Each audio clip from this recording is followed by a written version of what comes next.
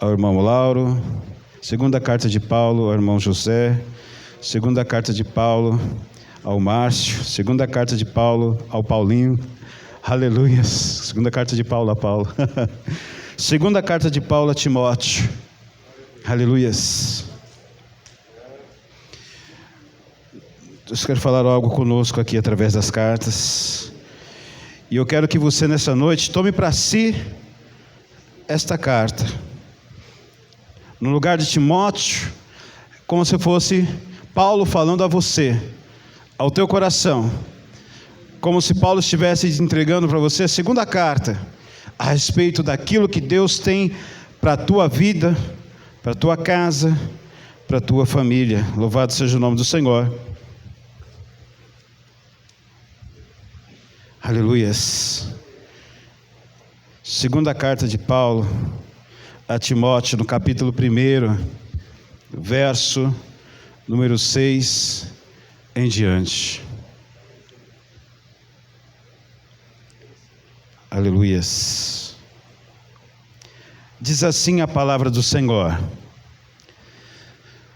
por esta razão, pois te amoesto que reavives o dom de Deus, que há em ti, pela imposição das minhas mãos. Porque Deus não nos tem dado espírito de covardia, mas de poder, de amor e de moderação. Não te envergonhes, portanto, do testemunho do nosso Senhor, nem do seu encarcerado, que sou eu. Pelo contrário, participa comigo dos sofrimentos e a favor do Evangelho, segundo o poder de Deus, que nos salvou e nos chamou com santa vocação, não segundo as nossas obras, mas conforme a sua própria determinação e graça que nos foi dada em Cristo Jesus, antes dos tempos eternos, e manifestada agora pelo aparecimento de nosso Salvador Jesus Cristo, o qual não só destruiu a morte, como trouxe à luz a vida e a imortalidade, mediante o Evangelho, mas o qual eu fui designado pregador, apóstolo e mestre, e por isso estou sofrendo estas coisas. Capítulo 2, verso 11 em diante, 8 em diante. Lembra-te de Jesus Cristo, ressuscitado de entre os mortos, descendente de Davi, segundo o meu evangelho, pelo qual estou sofrendo até algemas como malfeitor. Contudo, a palavra de Deus não está algemada. Por esta razão, tudo suporto por causa dos eleitos, para que também eles obtenham a salvação que está em Cristo Jesus, com eterna glória. Fiel é esta palavra: se já morremos com ele, também com ele viveremos. Se perseverarmos, também com ele reinaremos. E se o negarmos por sua vez, ele nos negará. Se somos infiéis, ele permanece fiel, pois de maneira nenhuma pode negar-se a si mesmo. Amém? Os irmãos podem assentar, louvado seja o nome do Senhor. Eu quero que realmente você pegue essa carta, essa epístola, e tome para si, como se fosse Paulo escrevendo para você nos dias atuais. Se nós olharmos a situação que essa carta foi escrita, ela foi escrita por volta de 64, 65 depois de Cristo. Assim, 64, 65 depois de Cristo. Essa carta foi escrita por Paulo. Paulo estava preso em Roma, encarcerado novamente.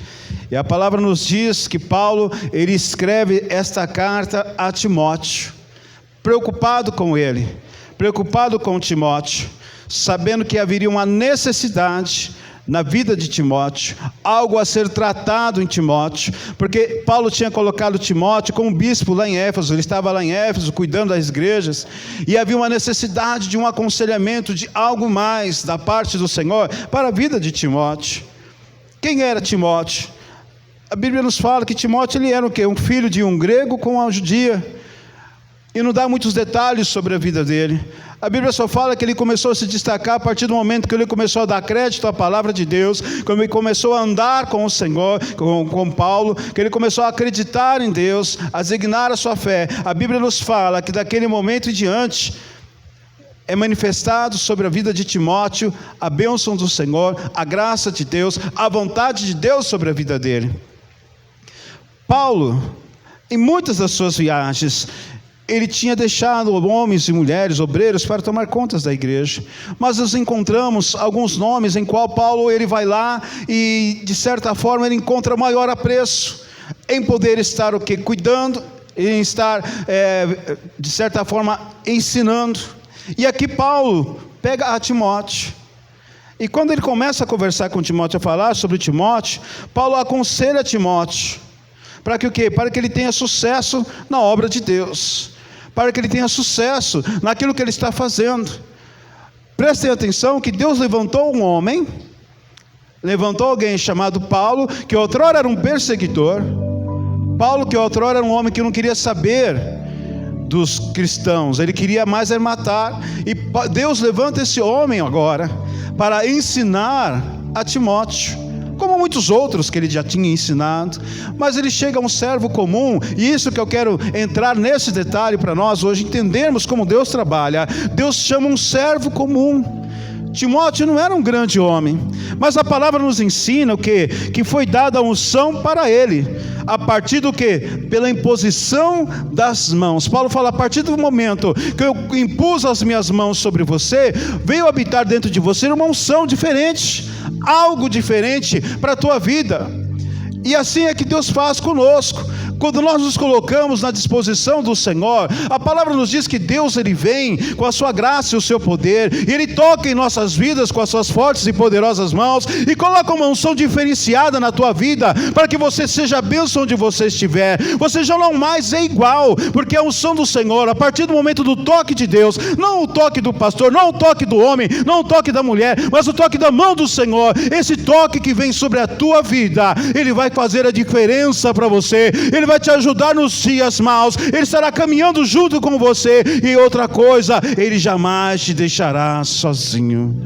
Aleluias, é o toque do Senhor. E Timóteo, ele podia dizer que tinha essa certeza, porque Paulo enviava cartas para ele, falou, olha Timóteo, presta atenção meu querido, presta atenção filhinho, de repente uma expressão mais amorosa, para dizer, filho, olha, a obra é grande, mas maior é aquele que está contigo, maior é aquele que te chamou, maior é aquele que te salvou, maior é aquele que está contigo neste momento, maior é aquele que está no teu coração neste momento. Por mais que o inimigo ele tenha te afrontado durante esses dias, hoje o Senhor nosso Deus e Pai, Ele faz algo maravilhoso, um mover sobrenatural no teu coração, para que ao toque do Santo Espírito do Senhor, você possa se sentir hoje renovado, que ao participar do corpo e do sangue, você sinta essa aliança renovada com Ele, que é o único Deus vivo e verdadeiro. Aleluias. Então Timóteo fala, olha, começa a aconselhá-lo. E Paulo tinha grande admiração por ele, devido ao seu empenho na obra, devido a como ele se aplicava a fazer aquilo que era a vontade de Deus. Paulo fala a Timóteo de como Deus o estava preparando para ser um grande vencedor. E é isso que Deus está fazendo conosco. As dificuldades nos preparam para algo maior.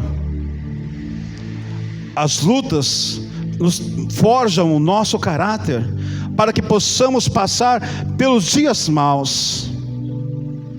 Uma vez eu vi o testemunho de um pastor falando sobre um casal que foi estar com ele no gabinete pastoral, e ele fala que sentia tanta graça, tanta unção em falar com aquele casal. Eu falava assim, nossa, como eles são sensíveis, como eles conseguem entender, como eles entendem, eles colaboram.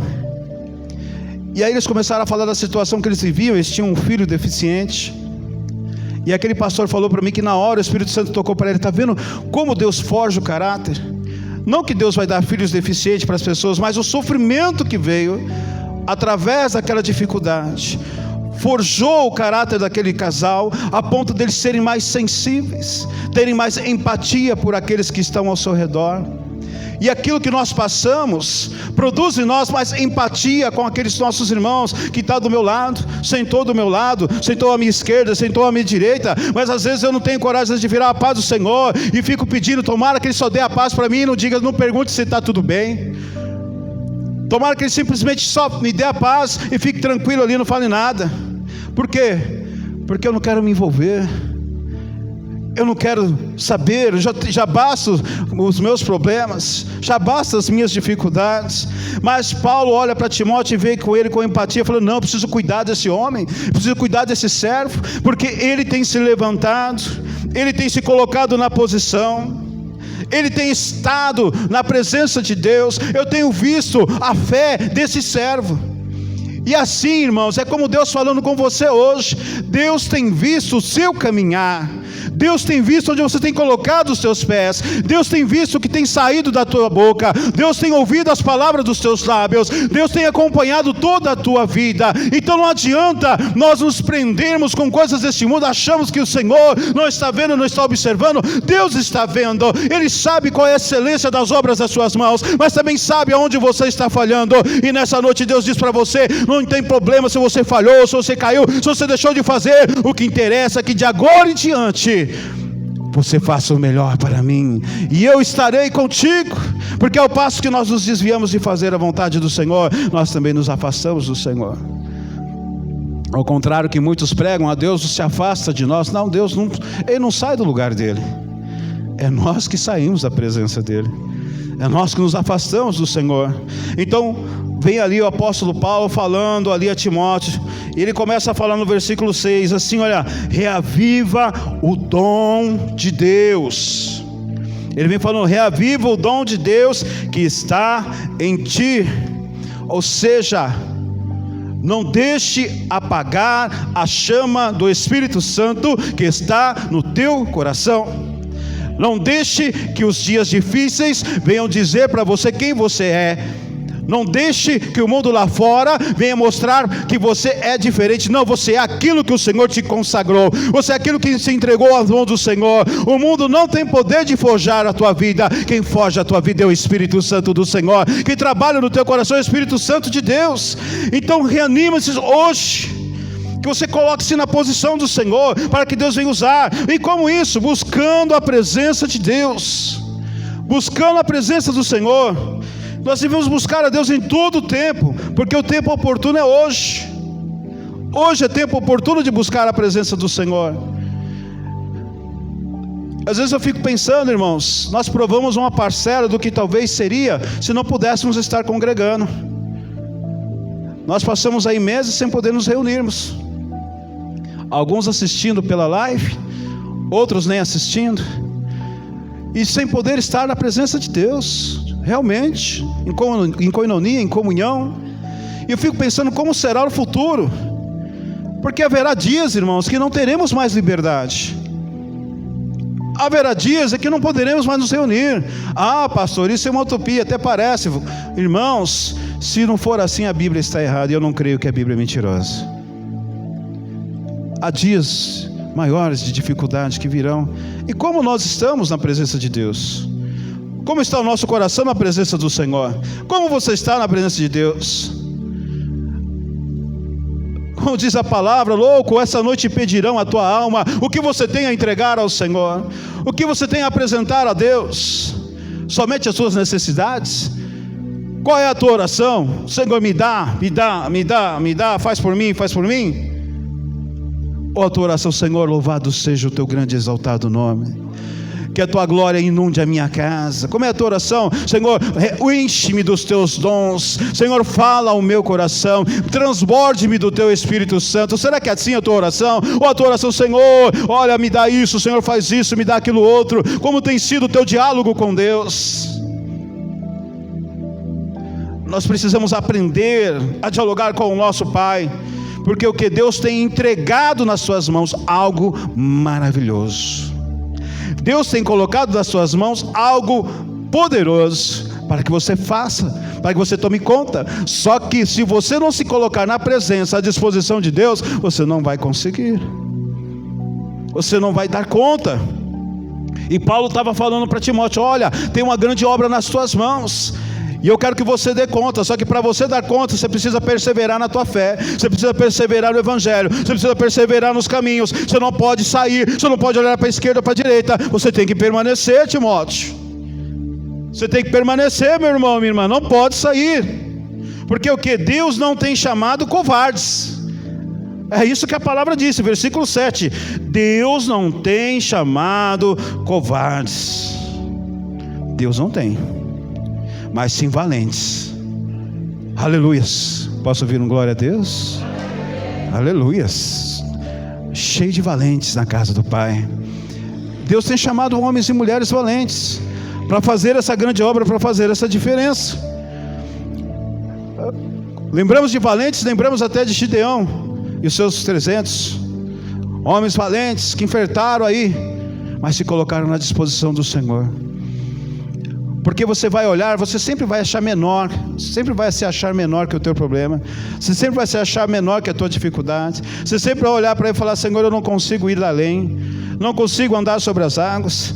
Sabe, mas uma coisa, a palavra sempre nos ensina, que se nós pararmos de olhar para as águas que se mexem ao nosso lado, se nós pararmos de olhar a tempestade que vem sobre nós, mas colocarmos, fitarmos os nossos olhos em Cristo, você vai andar sobre as águas. Se você colocar os seus olhos em Jesus, não há impossível para a tua vida. É a palavra que diz, não é homem que diz, é a palavra de Deus. Se você colocar o teu caminho na presença do Deus único e vivo, se você fitar os seus olhos em Jesus e caminhar para o alvo, sem se desviar, você vai ter poder para realizar os milagres. E a palavra nos diz que obras maiores do que Ele fez, você fará. É promessa de Deus. E por que então nos prendemos com coisas deste mundo? Por que então nos deixamos levar pelas coisas deste mundo? Quando ele disse: olha, Deus tem visto o nosso coração, e Ele tem nos transformado em servos valentes. Porque nós não chegamos aqui, irmãos, valentes. Não valente como Deus quer. De repente chega aquele valente porque é valente, né? Ninguém leva uma comigo. Que isso, irmão? Não levo desaforo para casa. Fala uma, toma duas, né? Não desse tipo de valente que Deus está falando. Deus está falando daqueles valentes que olham e vão, obedecem o chamado, vão para o arado, vão lá buscar, vão falar, vão anunciar aquilo que o Senhor tem colocado em seus lábios. É desses valentes que Paulo está falando, né? Agora eu te pergunto, do que Deus tem enchido o nosso coração? Deus tem enchido o nosso coração. Louvado seja Deus. Está aqui no versículo 7. Olha o que Deus tem posto no nosso coração. Ele nos tem dado poder, amor e moderação. Poder, autoridade para falar em nome de Jesus, para profetizar, para curar, para expulsar demônios. É o poder que Cristo tem dado nas suas mãos. Você já provou desse poder? Esse poder que Deus tem entregado nas suas mãos, se você buscar esse poder, nada vai tocar em sua vida. Nada. Porque esse poder é nos dado. O poder, e o poder do que? O amor também, ele é nos dado também. Amor para fazer a diferença neste mundo. Amor para sermos diferentes de todos, para alcançar os corações sofridos, para sentir empatia por aquele que é o nosso próximo. Esse é o amor que o Evangelho tem nos dado. E também tem nos dado o que? Moderação, para fazer e agir no momento certo, e ser vitorioso, ser vitoriosa no momento certo. Moderação, para olhar e enxergar qual é a vontade de Deus, obedecer os conceitos do Senhor, os preceitos de Cristo. Quando nós olhamos para Josué cercando os muros de Jericó, o que Josué, Deus falou para Josué: olha, você vai circular a cidade quantos dias? Quantos dias Josué circulou a cidade de Jericó? 7 dias. Durante 6 dias ele ia fazer o que, irmãos? Ia só rodear. No 7º dia, o que ele tinha que fazer? No 7º dia ele tinha que rodear 7 vezes a cidade, e ainda assim tocar as trombetas. Mas ele tinha que esperar. Ele podia de repente: mas Deus, por que no 7º? Não podia ser no 6º? Não podia ser no 5º? Por que não no 3º? Por que 3º se o 2º já resolve? Mas para mim no 1º tá bom. Não, Deus é no tempo dele, é no tempo de Deus. Faça como Deus te ordenou. Não faça por você, não faça como você quer, faça como Deus te ordenou. Se você fizer assim, a vitória já está nas tuas mãos. Deus derrubou os muros daquela grande cidade. A vitória foi sobre o povo de Israel, mas porque eles fizeram conforme Deus anunciou. Eu até agora não ouvi falar de trombetas que derrubam paredes, mas aqui na Bíblia está, porque eles obedeceram. Deus faz o impossível. Deus traz existência que não existe em prol das suas vidas. Deus estabelece conserto conosco, mas precisa você se colocar diante do Senhor e deixar que Ele venha usar a tua vida. Aleluias. Aí Paulo vem dizendo para Timóteo: olha, Timóteo, peço a você que participe comigo do sofrimento que eu estou sentindo. Eu peço a você, Paulo falando, não tenha vergonha do que se está passando, do que eu estou passando, do que o Evangelho está passando. Paulo dizia: olha, eu estou preso, e mesmo preso o Evangelho não pode parar. Ou seja, não se acovarde em ver as situações que estão acontecendo. Paulo dizia para Timóteo: olha, Timóteo, o Evangelho, independente de quererem me calar, ele não vai ser calado. Eu estou preso, mas o Evangelho não está preso. Eu estou trancado, eu estou impossibilitado, mas o Evangelho não está impossibilitado, porque ao passo que eu desço, ao passo que eu paro, Deus levanta outro. Ao passo que eu não consigo fazer, ao passo que eu chego nos meus limites, Deus levanta outro com condições maiores, com condições melhores de fazer. E Deus está chamando você para fazer. Deus está entregando nas tuas mãos algo para você fazer. Deus está colocando nas suas mãos autoridade para realizar, para fazer não só aquilo que Ele tem te mandado, mas coisas maiores, como a palavra nos ensina.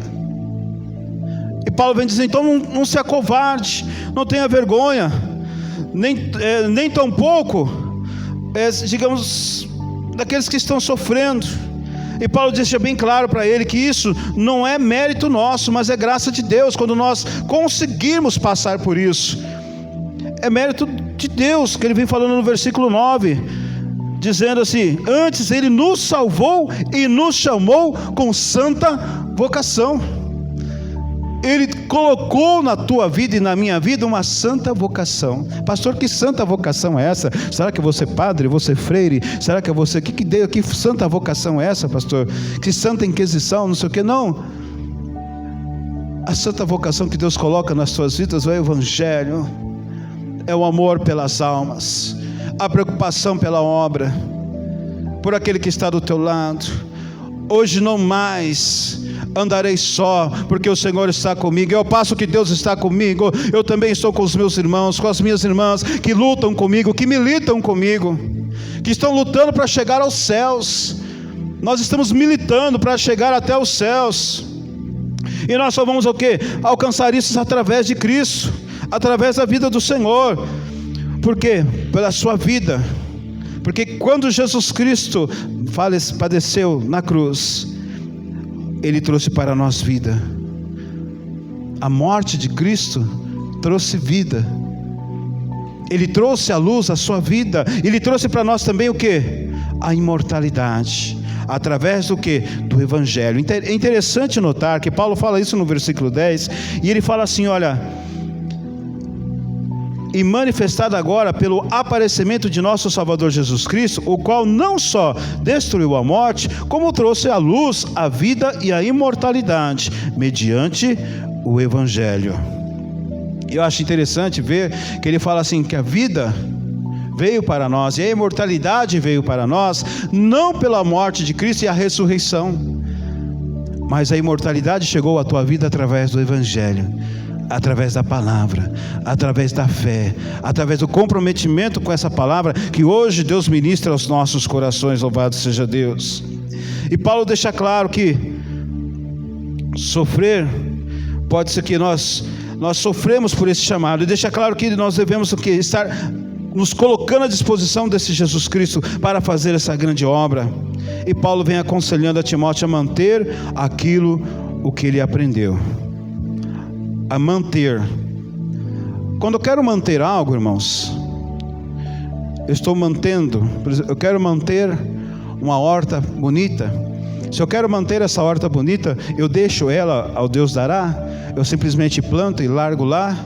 Ou eu tenho que arar, eu tenho que regar, eu tenho que tirar aquilo que, as pragas que crescem, as ervas daninhas que vão ali perto da minha horta. Se eu quero manter algo, eu faço o quê? Eu simplesmente deixo, guardo em algum lugar, ou eu vou ali fazendo uma manutenção. Manter é você fazer uma manutenção. E Paulo vem falando de nós mantermos o Evangelho, mantermos aquilo que aprendemos e não guardar. Ele não fala para você guardar aquilo que você aprendeu, ele fala para você manter. Manter é o que você aplicar, a você estar o que? Constantemente se aplicando ao que? A fazer a manutenção daquilo que você aprendeu. E fazer a manutenção daquilo que você aprendeu é o que? Você se colocar diante do Senhor através pela palavra, para que você possa, através daquilo que você aprendeu, fazer a diferença dentro da igreja, deste mundo. Louvado seja o nome do Senhor. E Paulo deixa bem claro que por que ele sofreu. Ele sofreu porque ele sofreu, mas ele sabia porque que ele cria em Cristo. Ele sofreu porque ele sabia que Cristo era poderoso. E ele confessa dizendo assim: olha, que a fé vem pelo ouvir e ouvir a palavra. A fé vem pelo ouvir. E ele vem dizendo lá, já no capítulo 2, vem dizendo para nós algo maravilhoso, que eu quero que você guarde no teu coração. As horas já se vão.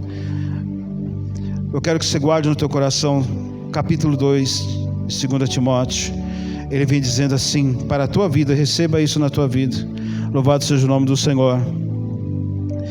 Versículo 11 e ao 13 diz: esta palavra é digna de confiança. Paulo dizendo, esta palavra é digna de confiança. Se morremos com Ele também viveremos. Se nós morremos com Jesus também viveremos. E ele vem dizendo, se perseverarmos com Ele, nós reinaremos. Se nós perseverarmos, se nós mantermos com Ele, nós reinaremos. Mas ele vem dizendo também assim, ao passo que se nós o negarmos, Ele também nos negará. Mas aí ele vem dizendo, ao passo que nós somos infiéis, Deus permanece fiel. A diferença entre aquele que está na graça do Senhor, no caminho de Deus, e aquele que não está, é ter a certeza de que Deus constantemente permanece fiel nas nossas vidas. Ele permanece fiel, e a palavra nos diz, pois ele não pode negar a si mesmo. Ou seja, ele é fiel independente da situação, independente do que está acontecendo. E hoje, meu irmão, minha irmã, eu não sei como você entrou aqui, de repente você falou, pastor, eu vou até a igreja, talvez eu não seja nem digno de participar da Santa Ceia. Mas eu vou dizer uma coisa para você, a Santa Ceia é para mim, é para você que é pecador. A Santa Ceia é para nós que reconhecemos as nossas falhas. A Santa Ceia é para nós que reconhecemos que somos infiéis, mas Ele permanece fiel. Nós somos falhos, sim, irmãos. Que atira a primeira pedra, aquele que fala, não, eu sou santo, santo, santo. Mas nós somos falhos. Mas Deus não falha, Ele permanece fiel, Ele permanece na tua vida, independente da situação, independente do que você está vivendo. Deus, Ele é fiel sobre a tua vida, sobre a tua casa, sobre a tua família. E Deus hoje tem poder para você, renovação na tua vida, através do corpo e do sangue de Cristo. Deus tem hoje renovação para a tua alma, para o teu coração, para o teu espírito. Deus vai dar uma porção dobrada do seu espírito sobre ti hoje, porque Ele renova contigo a sua aliança. Louvado seja o nome do Senhor. Vamos nos colocar em pé, igreja. As horas se vão. Aleluias. Vamos colocar em pé. Eu quero chamar os nossos irmãos diáconos, diaconisas, que estarão aqui ministrando a Santa Ceia. E eu quero pedir